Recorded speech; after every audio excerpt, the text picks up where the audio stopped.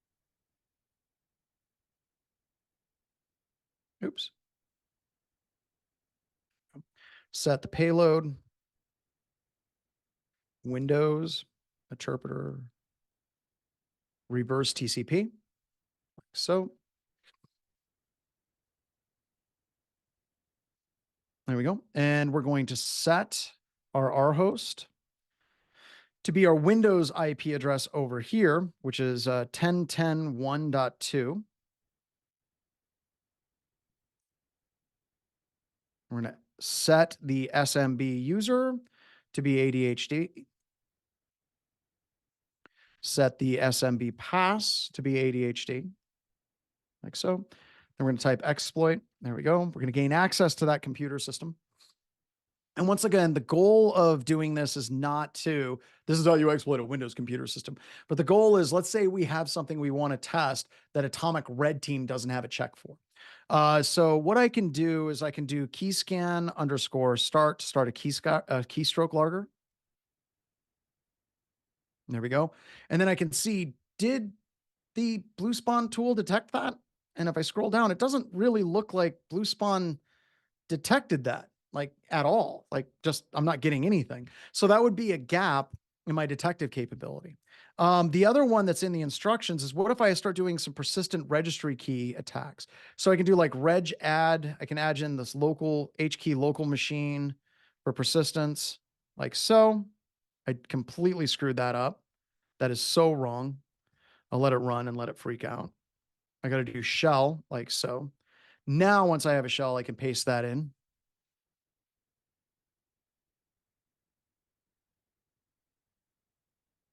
There we go. Operation completed. Whenever you're running the set payload windows, meterpreter reverse, use your tab autocomplete. Because odds are there's a typo in there somewhere, and tab autocomplete is going to be your friend. So now I just generated that registry key. And if I go back to our Blue Spawn system, you can actually see that it actually detected that one. So, all right. So this gives us the capability of constantly testing and evaluating. Oh, thank you very much, Jay. Jay got us a CISA advisory. So I'm going to take this advisory and I'm going to pull it down so we can all see it together, where it has TTPs associated with it. Used to be a lot easier to see these. People's Republic of China Ministry of State. Here's tradecraft in action. And if you go down to the bottom, they're going to list out all of the different types of MITRE attack techniques that they use, or that we've seen them use in this particular scenario. And you can create step-by-step Atomic Red Team scenarios where you're using those MITRE techniques to emulate what the attacker is actually doing. So this is beautiful. And this is exactly what I think MITRE should be doing, right? Here's what we're seeing threat actors do. Here's some of the things that we see that should be updated as we see it coming through.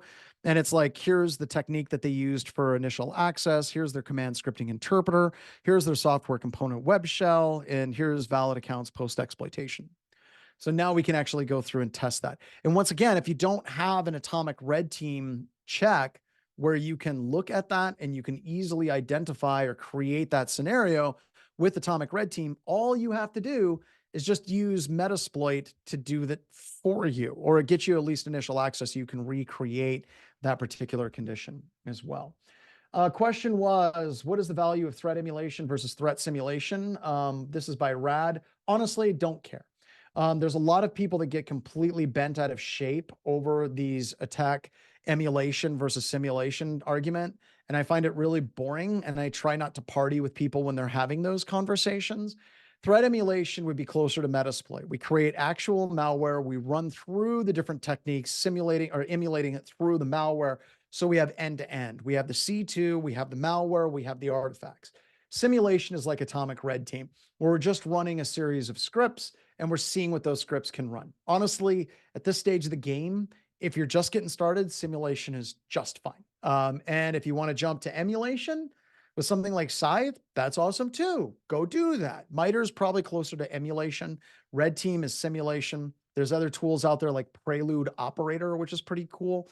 But yeah, shouldn't get into arguments about that. The thing that we need to do is get more people doing emulation and simulation. At the end of the day, that is the big thing that I desperately want to see more people doing.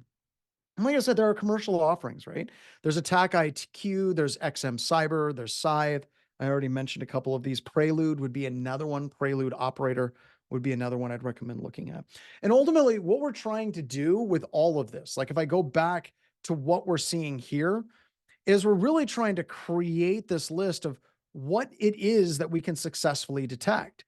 And that brings me to my favorite internet meme of all time, like hands down, my favorite internet meme. I love the idea of Grimace finding this boy. This boy gives this wonderful hug to Grimace, and it looks as though Grimace is eating his head. So with this, we want to create this gap analysis. And by the way, management loves this. When you can do a gap analysis in an organization and you can say, what is actually being able to, what can we detect? What are we missing? It isn't just creating security in a, like this horrible place where it's this sucking like void that pulls all the money from an organization. Instead of constantly saying, we want more money, we want more money, we want more money, we're basically saying, here's the specific gaps that we are missing. And we need to have this specific amount of money to fill this specific gap in an organization. That is awesome because we're now looking at it in a way that is effective. There's a defined beginning. We're going to fix these things that are in red, and it has a defined ending. We're going to make it so these red things are no longer missed in an organization. And this is just another way of actually representing that. So at BHIS with our adversarial emulation, right now our adversarial emulation implants, I think it checks for over like 120 of the different MITRE attack techniques sections. Now, when we're looking at this, we're really trying to focus on what is a high value detect. Like if this detect goes off, there's malware. We're starting with those detects and then working our way backwards. By the way, totally not easy to do that, right? Like it's one of the things I have as another problem with the MITRE attack framework is which of these are the most important things that we should be focusing on, right? Which of these will generate a high number of false positives? Which of these, if we get an alert on it, is a high value? We know that there's absolutely some shenanigans going on that we have to deal with. Shenanigans? Immediately, quick, chug some maple syrup. So when we're looking at that at BHIS, that is what we are focusing on. This alert should never fire unless there's malware on this system. And that becomes a high value alert to BHIS in our security operations center. And we're moving into this space where we're no longer saying, can we be hacked? We're now looking into what can we detect? What is the fidelity of those detects in our organization? And using MITRE can help a lot with that. MITRE absolutely kicks ass on that. We start by finding those gaps, we fill them, we move on. And I'm hoping that someday we'll get out a good SOC class. We'll say these are the high fidelity MITRE attack technique alerts that if you see it, this is something that you need to deal with immediately, or possibly take some automation. So yeah, I kind of poop on SOAR all the time, security orchestration, automation, and response. But seriously, if you do this correctly and you're like, look, these things, if we see these things, then it's really bad. We're going to do some automation and isolation on those specific things. Now, can anyone tell me why security operations centers are super duper nervous about doing automation or automatically deny listing and locking those systems down? Why would we be nervous about that? Like, why would that make us like, ooh, a little bit jumpy? Yeah, false positives, false negatives, both false positives and false negatives. Or even if we're correct and we shut down an executive's computer system at 10 o'clock at night, and he's like, I'm downloading things from various torrent sites and pulling in all kinds of weird porn, but you locked my computer out. Therefore, I'm angry and you're impacting my ability to do my job, right? By the way, that totally happens all the time. Like people are downloading video games, especially executives, and then all of a sudden they get malware on their computer. You lock their computer up and they're like, how dare you do that to me? Because my life should be consequence free constantly, right? Happens all the time. But we can start doing that, right? We have to start somewhere. All right, now we're going to highlight another part of the problem.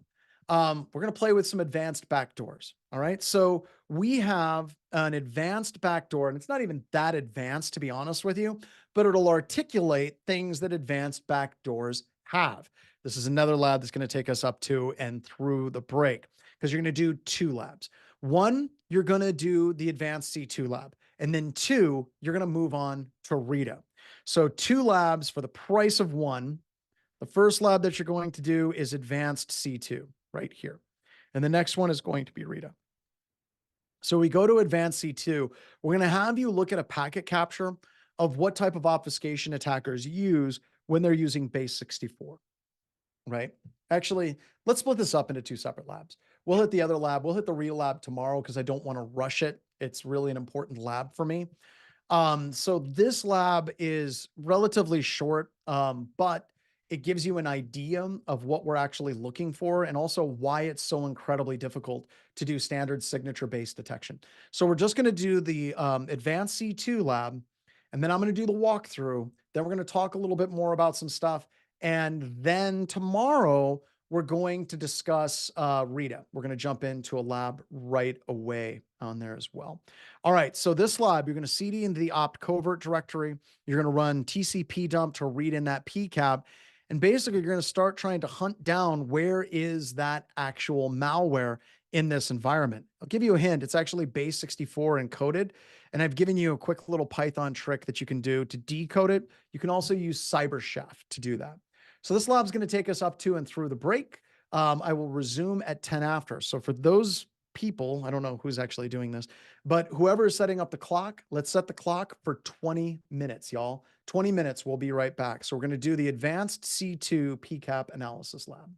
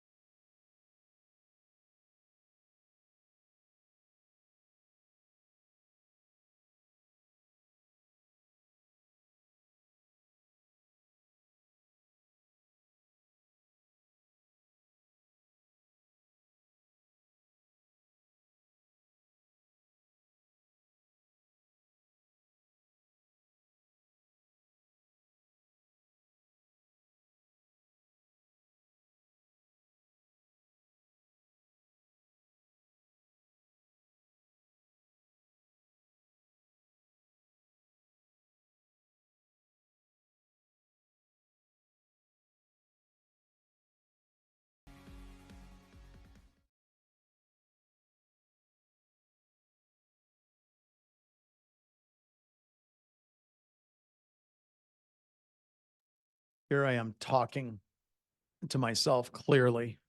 Forgot that I had my mic off. There we go.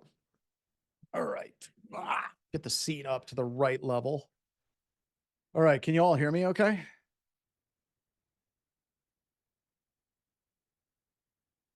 All right, let's do it. So we want to go through this and we want to kind of give you an idea of what an advanced backdoor looks like. Now, inevitably, whenever you're talking about these types of advanced backdoors, you're going to run into somebody that's going to be like, well, that backdoor is not as advanced as you would think. And yeah, that's true. These backdoors can always get a lot more advanced than what we have here, but I at least want to kind of set the stage on what it is we're looking at when we're dealing with advanced backdoors. And the reason for that is simple signature-based detection does not effing work. I cannot stress this enough. You have people all the time, they're like, well, you just write signatures for it, and then amazingly, your Palo Alto is going to detect it. And no, that shows that you haven't been exposed to much in the way of computer security, and you probably don't have much of an idea about what you're talking about at all. But no one's going to tell you that you're like ignorant to your face, because that's just rude. So I guess we're going to do that here in the form of a straw man argument in this lab, but let's get started.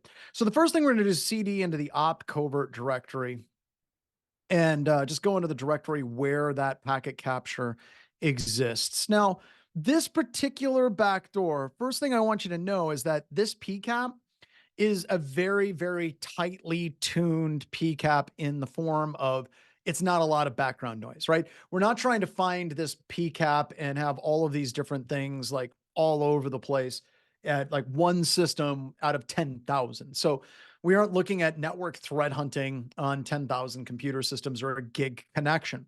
If you ever have any class ever at any like level that's literally going to give you like, here's how you do packet analysis using Python scripts. Feel free to ignore that instructor because they do not know what they are talking about at all, because scale matters. The amount of data in the pipeline matters, and you get into some ridiculously large data pipelines, and Python's not going to handle it. Does anyone know why Python would not be able to handle it at large data scale levels? Let's got some people coming in. Highlanders typing in. Oh, never mind. A bored Marine is a dangerous Marine. The biggest problem is Python is single threaded, right? If you're going to be looking at like scripting languages and things like that, you have multi-threaded scripting language, just multi-threaded languages. And then you also have single threaded languages, and Python is single threaded. So if somebody's like, yeah, you can look at a gigabit network connection at like full saturation. No, it's not going to work. And that's going to feed us into tomorrow when we talk about Rita. And here's why. All right, so we're going to read TCP dump. We're going to pipe it through less. This is our backdoor, right? We can see these packets going back and forth, and you can actually see this parameter right here, which is our backdoor opening up its communication profile.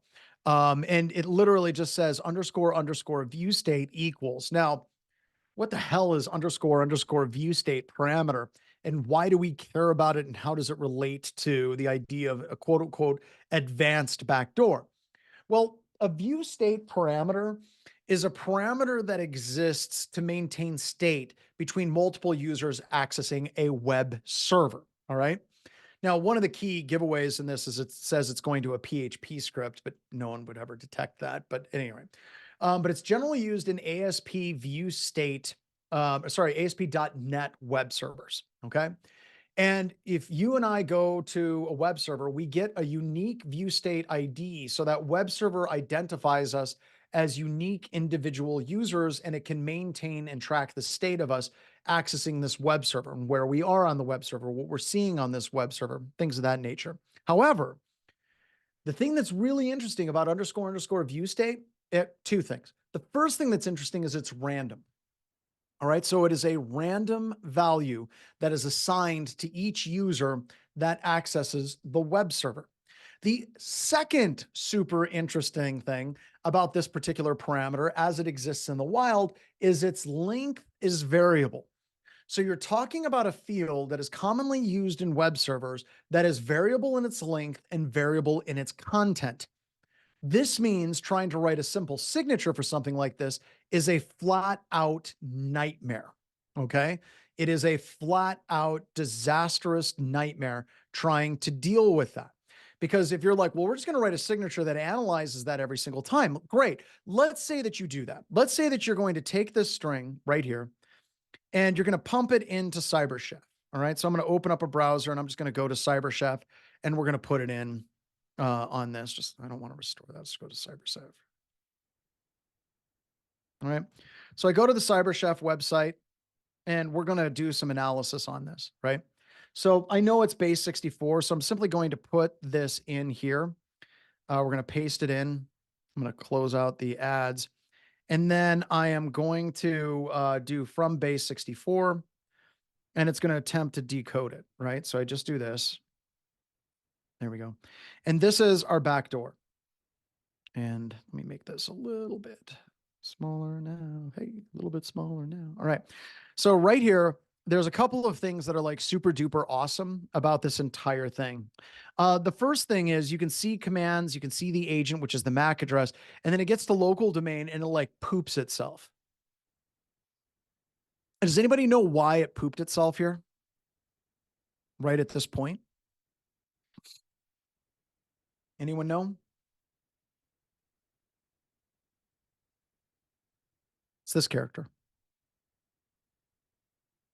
See that? Right there?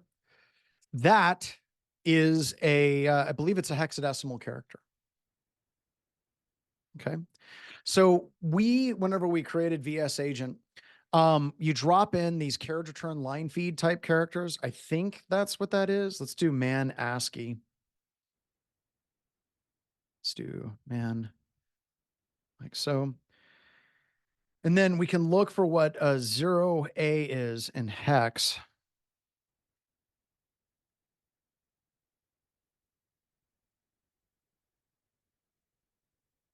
There we go. That's a line feed. All right. All right. So what the hell happens with that? Well, in the middle of this string, there's a line feed. Okay. And it just plops in, and everything after that line feed breaks. Okay. Everything after that line feed breaks whenever we're trying to do base 64 decoding, because we're dropping in a hex character in the middle of base 64 encoding. Now, the way the backdoor works is it goes through and it executes the line feed and carriage returns, and then it does the base 64 decoding. But whenever you have a tool that's just doing like a firewall or an IDS system that's trying to process this, that amount of little gibberish in the middle is enough to break the analysis on this string. So what you can do is you can go in and you can remove that, and now it's going to basically show you the entire thing. So we can drop in these carriage return line feeds in the middle of this data stream to pollute it and break the signature detection. And once again, folks, we haven't even gotten that crafty. I mean, this type of garbage is stuff that we've been doing at Black Hills Information Security since 2008. And our backdoors to bypass firewalls, intrusion detection systems, IPS systems. It just works. Okay. Now, does it look like a hyper advanced technique? No, it's not hyper advanced at all, but it's enough to actually break that type of processing and that type of analysis to be able to bypass these tools. But let's say that you have a firewall that you're going to be, okay, cool. Our firewall IDS system, we're going to go through and analyze every view state parameter, and we're going to check the base 64, and we're going to see if there's actually a signature in it. What the hell is that going to do to your overhead, folks? What is it going to do if you have to go into your firewall and say, I want you to do base 64 decode to do a signature match on every single view state parameter that comes through this firewall? Yeah, it's like overloaded, right?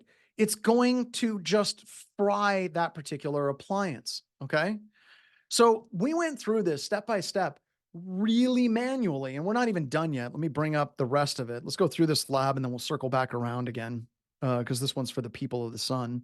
Now I'm going to show you the beaconing nature of this. So we're going to basically create a TCP dump filter that is focusing in on the 13th byte offset and checking to see if its value is set to 2.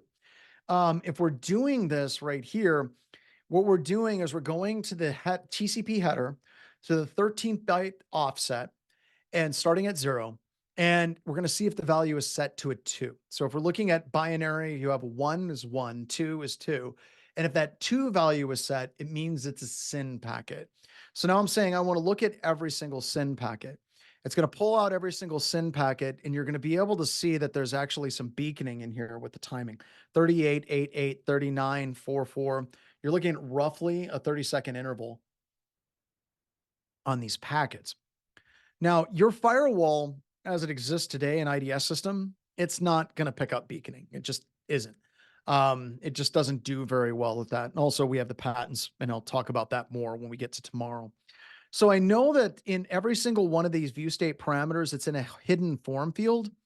So now what I'm going to do is I am going to go through and I am going to just pull out the fields that have hidden in them so I can see those view state parameters. And I can put this into CyberChef.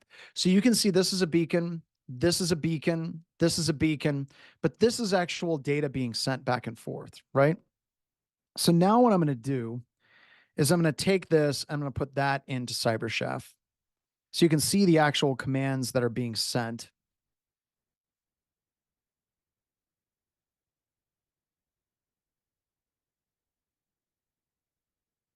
Copy it. I don't think I copied it. Let me copy this.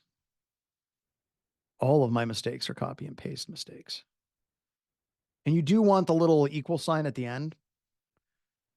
And the reason why you want the equal sign is it's basically a padding. All right, so there we go. So now we can actually see what is inside of this. And you can see it's executing cmd.exe. It's invoking PowerShell. It's creating a new object, net web client, downloading from this Google link. It's invoking this shell code, and it's running the interpreter and its intervals at 30 seconds. All right. So, and Saint Vice is basically saying clear data with new lines is hard. Doing it with scripts is still hard, talking from experience on that. So there you go. So we can actually see what is in this. Now, this is just basic base 64, ladies and gentlemen. Like there's no magical incantation here that is just like really, really hard for someone manually going through it to detect what it's doing. For example, if you're a malicious attacker and you want to get real crafty, what would you do on top of this? I mean, we've got the view state parameter, but anyone look at what the protocol is for all the communication? We didn't get super crazy with this at all. I got a number of people typing. Yeah, it's HTTP. Yeah, it's HTTP. Clear text HTTP. So we absolutely could have gone more insane and had it be HTTPS with base 64 encoding underneath the hood. And that's what more of our malware does today. Honestly, I mean, we're using HTTP. Some other backdoors that I think are really, really, really fun that you can play with. We actually have a backdoor that uses bits, background intelligent transfer service.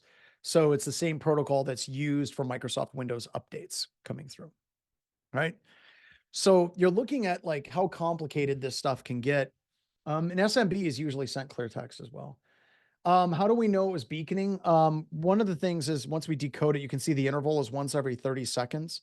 And if we go back to pulling out the SYN packets, you could see that there was a 38 and then an 8, and that was our beaconing 30-second interval right here. You can see that we have, oh, where's my time field? There it is. We got 38, 8, 8. So that's our 30-second interval on those. So this is a long way for me to kind of go through and say this is hard, right? Trying to do this type of analysis is difficult, and you shouldn't do this by hand, right? You see people, they bring this up and capture the flags, which I think is fine if they do it as part of CTFs. That's great. It's great for finding the really, really, really, I don't want to say smart people, but let's say obsessive compulsive people that can't let shit like this go. It's great for identifying those people, and that's awesome. But if you're looking at this in a day-to-day ops perspective, like what value is this going to give you if you're trying to sift through, let's say, 4 terabytes of packet captures, right? And that is really where that's going to leave us off for today and kind of set us up for where we want to go tomorrow. So tomorrow we're going to jump into the RETA lab for this course. We're going to jump into the RETA lab where we're going to talk about how you can identify this type of packet analysis beaconing detection at scale, at speed. I don't want to say wireline speed because that's absolute garbage to say such things, but we're going to be doing this. So the fastest link that we're running AC Hunter and RETA on is 100 gigabits per second. So when we're talking about how do you do this type of analysis and do it at scale and do it at speed, we've done it. And you sure as hell aren't going to do that with a Python script and even a 100 meg link, right? And yes, I have seen classes. Some of those classes are super duper expensive. And they're like, here's a Python script that does this. They don't know what they're doing. They don't know what they're talking about. They haven't done it as well. So we'll be dealing with that tomorrow morning and how we deal with that at very, very high rates of speed. So with that, we're at my favorite part of the day. Every day, except for the last day, we close out the last half hour or so of class is an ask me anything. So now you all can ask me anything. We like to just kind of open it up to any and all questions. If we could pop it off of the slides, that would be super duper awesome. Let's go to the Discord server and let's go through and answer questions. The questions could be anything you want, life, the universe, anything. I prefer it to be computer security related as well.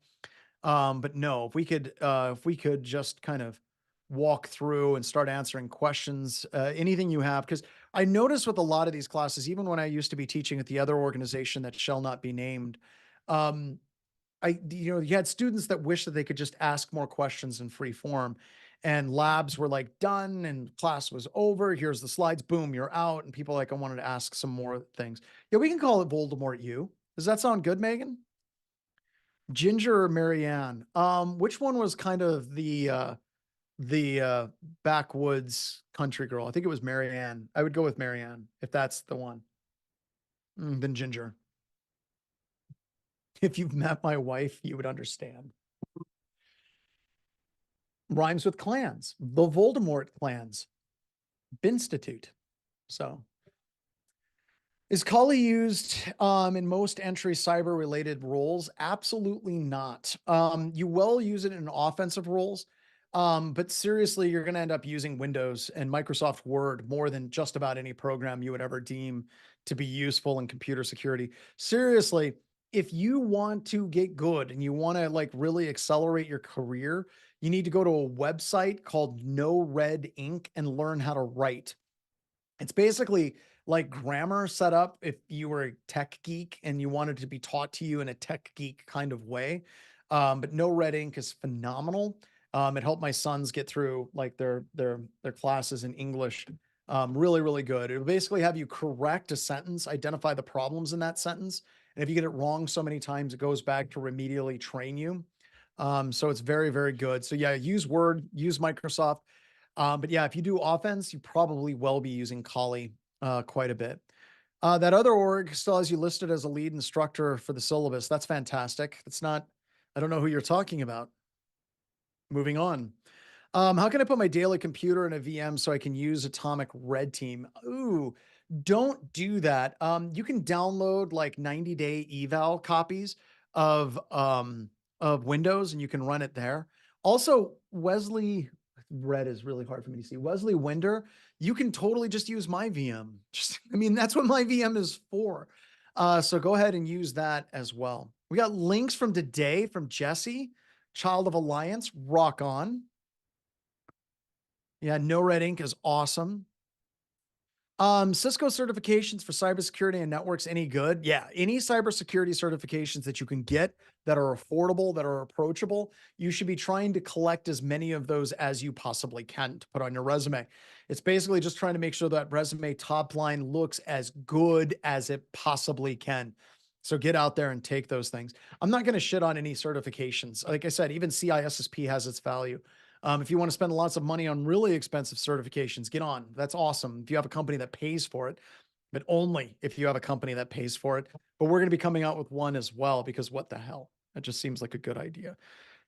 How do I learn about filters like TCP dump and learn more about these filters? Goblin, welcome. You have reached an awesome point in your career where you look at something like that and you're like, that sucks. I want more of that. Can someone please get a link for Goblin and all the others for Chris Brenton's classes? We have packet analysis classes, Goblin, They're ladies and getting gentlemen. started in packet decoding. That's the one. Okay, So gotcha. yes, you need to learn from the master. You need to go to the Jedi who trained me. His name is Chris Brenton. And he does more pay what you can classes as well. And they're phenomenal. And we're going to turn you into a packet Tyrannosaurus Rex. You're going to like it. Yeah, it's good.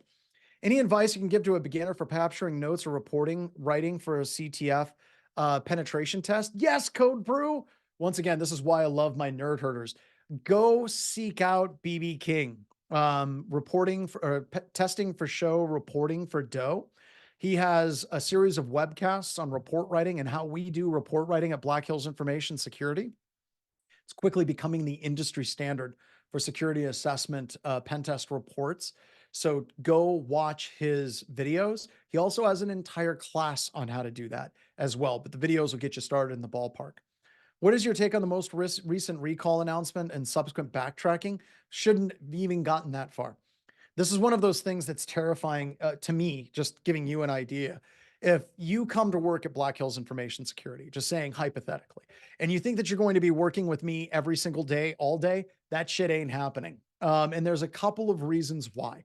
First thing is there's a lot going on at BHIS, and I need to focus on writing classes. I need to focus on new business units and things of that nature. More to the point, I don't like being everywhere in the company. Because I've noticed in the company, like if I'm on a business meeting or I'm in a meeting with anything, pretty much everyone defaults to a standard of like, we're just going to do what John said. And just because I own the company doesn't mean I'm the smartest person in the room. And I have found that the company operates better working out their problems than me micromanaging everything. What the hell does this have to do with your question? I can tell you with a high level of certainty that there was a high level executive at Microsoft that wanted Microsoft recalled. It's like, I just wish there was something that screenshotted everything that I did on my computer and kept it so I could find it in another base. And no one told that emperor he was buck ass naked. And they just ran with it. And corporations have to try to avoid that, the emperor's new clothes syndrome. So we try to avoid that as much as I can. What sandboxing solution do you use for malware analysis? What is the best? We have a number of different like options, right? Like you have, and what did CW Sandbox become? There's a bunch of them that are online. The online ones work really, really, really well. But what we're doing now, Exploit, by the way, welcome back. Good to see you again. Is just love sysmon and then tracking what it is an executable is actually doing. So seeing if you can get the proper sysmon logs off of a system, we like better than sandboxing because it allows us to see the whole process trace of what that malware executed as like a black box recording on that system as well. I use base 64 to make thumbnails and my violent monkey scripts. That's awesome. I want to party with that person. They're cool. Anti-siphon certs are coming. What are good resources so I can build my own skiff? That's the best part, Ghost Shell. You can't. Skiff is actually put together. I can't remember what the document is now, but it used to be outlined in the JFAN 6.3. JFAN 6.3 will go through and tell you exactly what you need to have a secure facility. Solid core doors, spin locks on the doors, double walls, the level of like sheetrock and then insulation and things so sound does not escape. Like you have like sound like that generates white noise in the room. There's all kinds of crap that you need to have for it. But here's the deal. It has to be accredited as a skiff. And the only way that you get a skiff accredited is if you have somebody that's willing to accredit a skiff in your own house. And I only know a handful of people that have skiffs in their own house. One of them is the old man who I met a long, long, long time ago, like Yoda, who actually developed the JFAN 6.3. He had a full skiff in his house. There we go.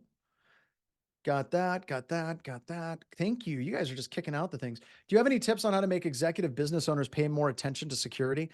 Thinking especially about the types that like to talk about how expensive security is or how there are more important things to spend time on.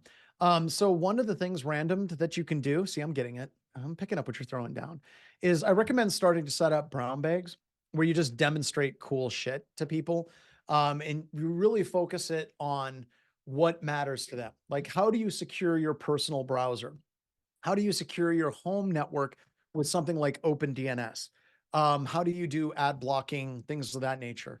Make it applicable to general people and become that security expert in the organization. And really focus on what are the day-to-day security problems that your organization encounters from a personal perspective and focus on those things. Because imagine if everyone in your organization downloaded and installed an ad blocker, right? That would greatly secure your overall footprint in your organization. Imagine if all your users went home and they implemented OpenDNS, like in their home networks, how much more secure their families would be. Start with those things. Don't try to be a wizard trying to impress other wizards. That shit is boring. I did it for like 12 years and I got really tired because I realized a lot of wizards were just a-holes. And I started focusing on what can I do to move the needle the most in the industry.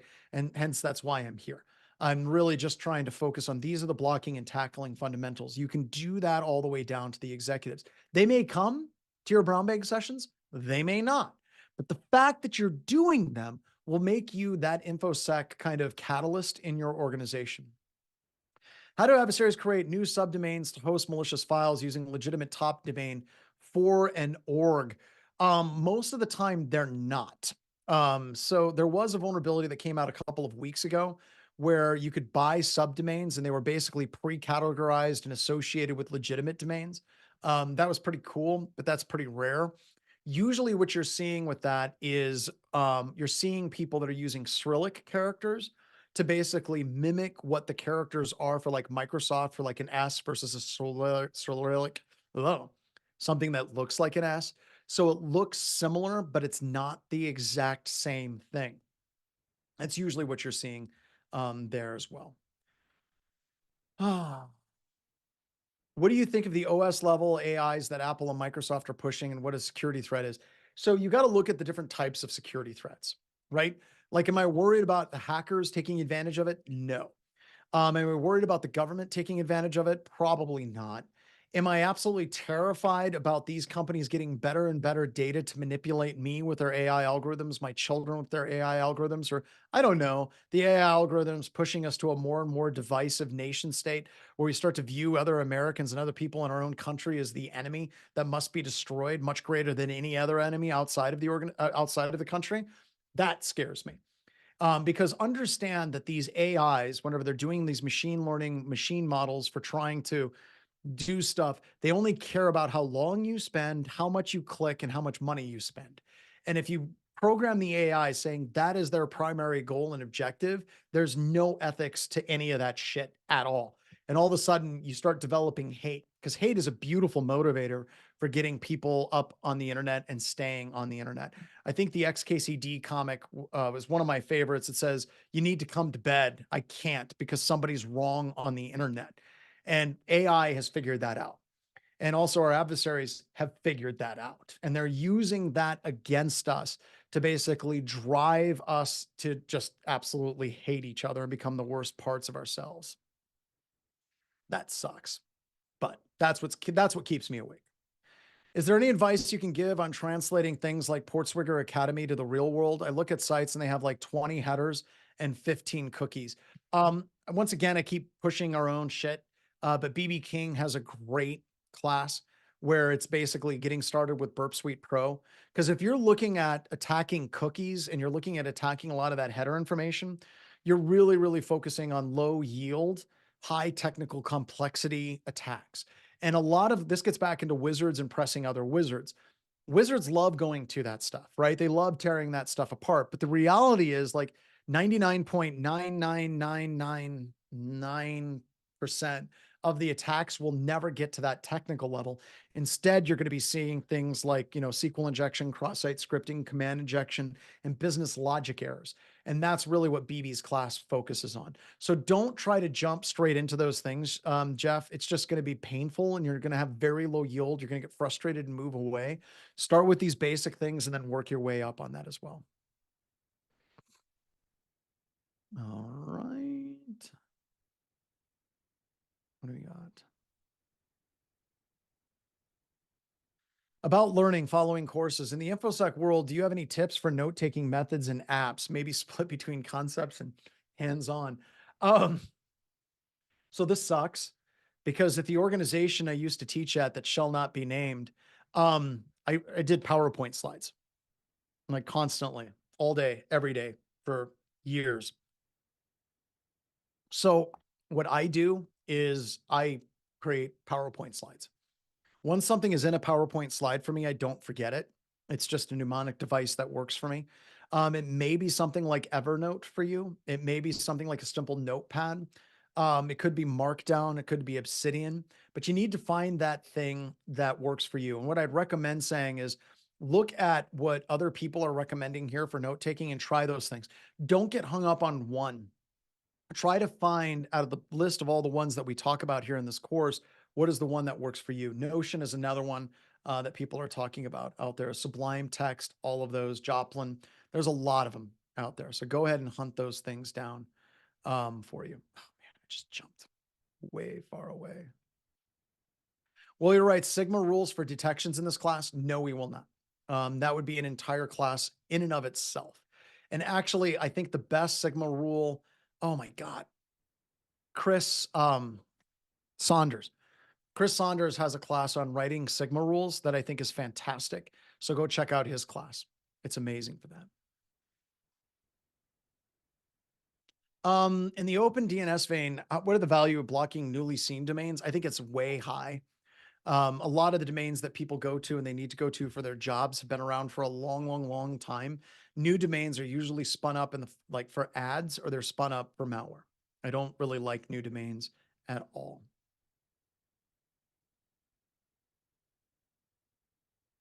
More blue team, but I want to learn some more GRC. There is a GRC class. Megan, we need to shoot an email into Kelly Tarala and basically ask her to get hopping on that GRC class. Okay, will do.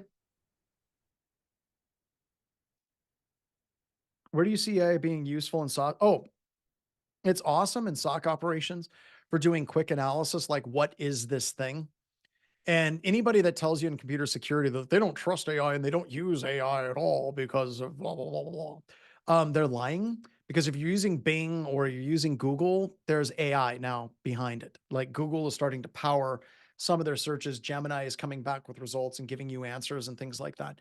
So AI is just part of it. So I see a lot of power in that and basically saying, this is what this actually means.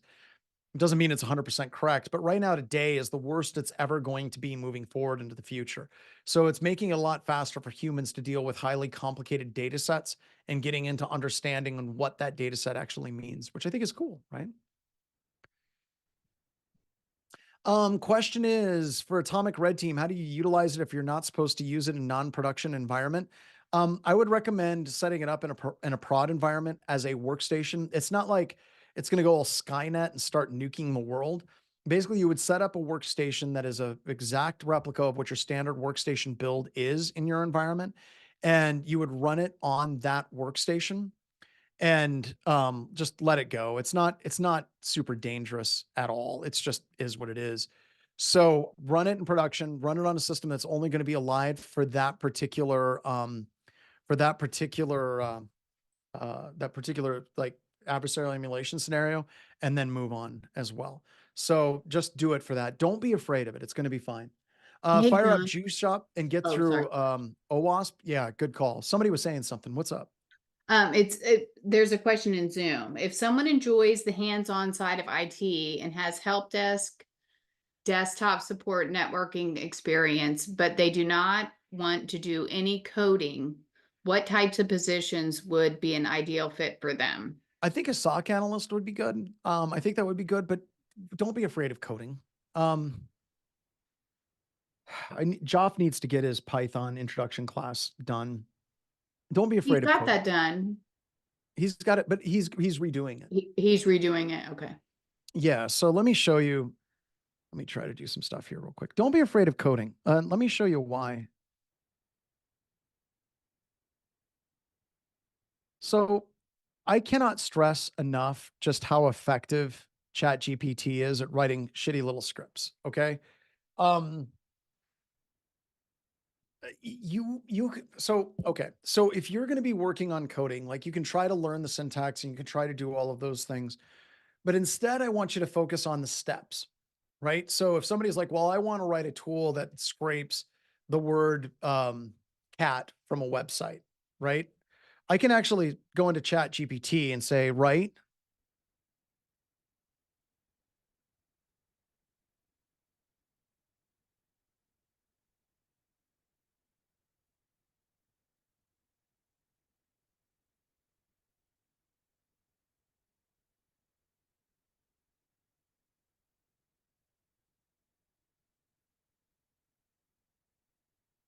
and it's going to do this, and it's going to break it down on how it does it.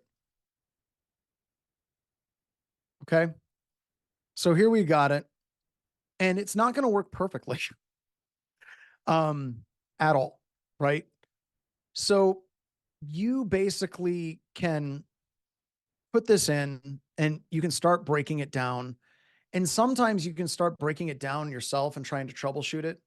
The other times that you can do it is you can actually like try it, run it, and then have it modify the previous script that it did. So don't be afraid of coding. Just don't. Whenever you're looking at Chat GPT and writing these basic scripts, we have so many people that are so caught up in like, this is cheating and this is something that's not real coding. Don't listen to people that do that, right? Because I just used Chat GPT, all right, to write a script. This isn't all that different than what people have been doing for years at this site. You see, for years, people have been going to Stack Overflow and they literally have been doing a search for different scripts that do different things and simply copying and pasting from Stack Overflow.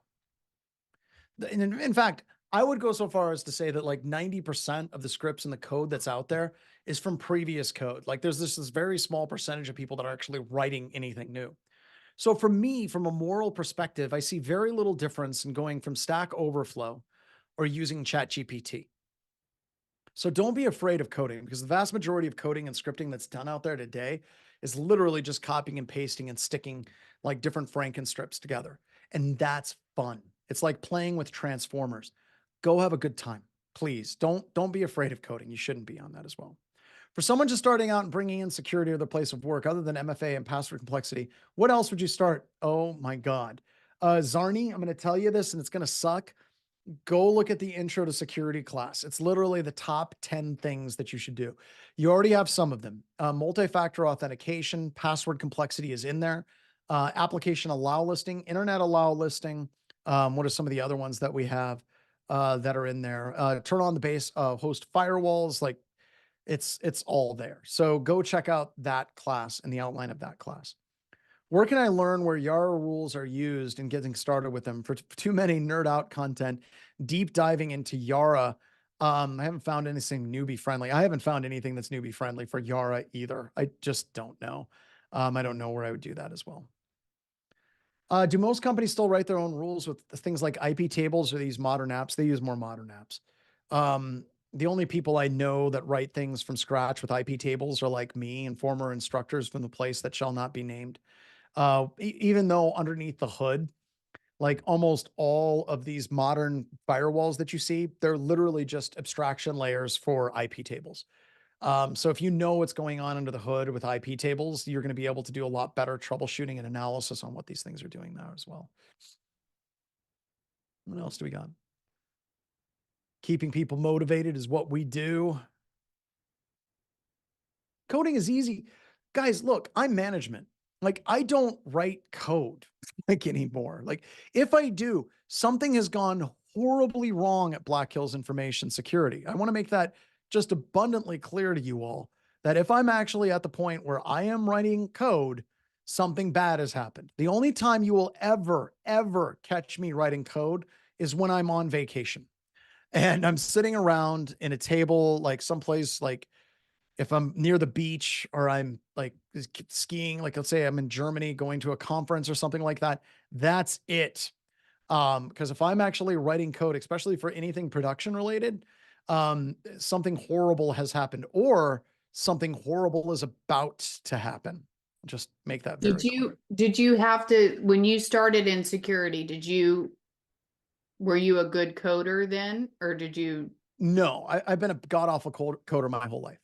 Okay, so that I'm answers your question, everybody. just really horrible. If I write code, usually it makes babies cry. But it works. The first language I actually worked with was Bash. I did a lot of Bash scripting, really bad Bash scripting. And then I had to do some C++ for a program that I was working on. And thank God I've unlearned everything I needed to know at that job for C++. But seriously, I just don't do it much anymore. But you know, like I said, if I'm writing code, I'm really not using my time effectively. That's why I have interns and people across the hall that literally are like, I come in with my cup of coffee and they're like, yeah, Joe, yeah, we're going to need you to write a script that automatically scrapes a website and then allows us to clone that website and then just logs all kinds of information of every browser that comes to that website. If you could knock that out in the next week or two, that'd be great. Yeah, works better that way for me. Python and PowerShell are what I would recommend. I would agree with that as well. There is the network defense courses. Very cool.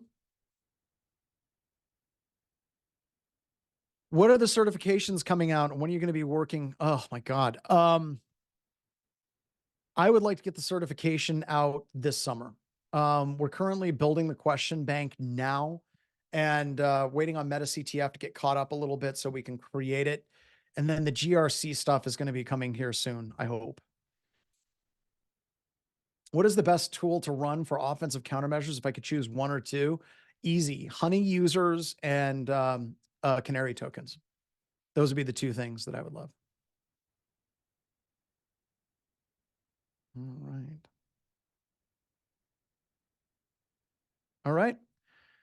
I think we've exhausted the questions, folks. So with that, get out of here. Now, remember, we're going to be starting class an hour later. We're starting lecture at the exact same time, but you don't need to be here an hour earlier to set up your system and get set up with Discord and everything. We will be here and we will be doing instruction at the same time. So I think it was like 11 o'clock Eastern is when we started today. Tomorrow we'll be starting at 12 Eastern, the Correct. actual instruction. And with that, get out of here, everybody. Go forth and do great things. Talk to you all later. All right. Have a good day, everyone. Ryan, you can kill it with fire.